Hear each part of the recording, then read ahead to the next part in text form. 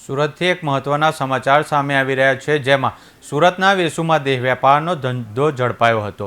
સફળ સ્ક્વેર બિલ્ડિંગની હોટલમાં દેહ વ્યાપાર ઝડપાયો હતો, ત્યારે બહારથી છોકરીઓ લાવી હોટલની આડમાં દેહ વ્યાપાર કરાવવામાં આવતો હતો।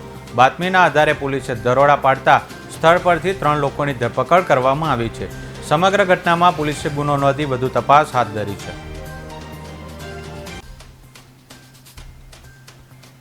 और एक होटल के एक रूम में मिले तो उनसे पूछताछ की गई तो बताया गया कि ये जो लड़की है इसको मुंबई से बुलाया गया था कैब के द्वारा और यहाँ पे सीधा कस्टमर के पास में ये होटल वाला रूम प्रोवाइड करता था और सीधा कस्टमर को बुला के उसके साथ में वो देह व्यापार करने के लिए वहाँ लड़की को बुलाया गया था। तो लड़की को वहाँ से रेस्क्यू करके उसको नारी संरक्षण गृह में भेजा गया है और इसमें होटल का जो मैनेजर था संदीप राजेंद्र प्रसाद दुबे, इसको अरेस्ट किया गया है। ये होटल मैनेजर था।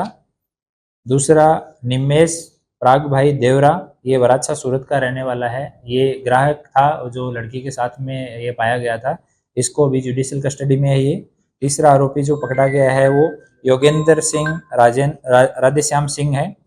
ये मूल रूप से भिंड एमपी का रहने वाला है और अभी पिपलोद में रहता है। ये ड्राइवर है। अगर कोई इस तरह से लड़की यहाँ बुलाते हैं तो वो लड़की को लेके शहर में इधर उधर जाना, ग्राहक तक जाना, किस होटल में ले जाना है, वो ये काम योगेंद्र राधेश्याम सिंह करता है। और चौथा जो है राजेश कुमार रामचंद्र महतो, ये लड़की को वहाँ से बुलाने वाला था। एक्चुअली मूल बुलाने वाला एक अंगद कुमार प्रजापति है, लेकिन वो इस टाइम पे बाहर था, इसीलिए ये राजेश कुमार रामचंद्र महतो जो है वो इस अंगद के बिहाफ पे ये काम कर रहा था।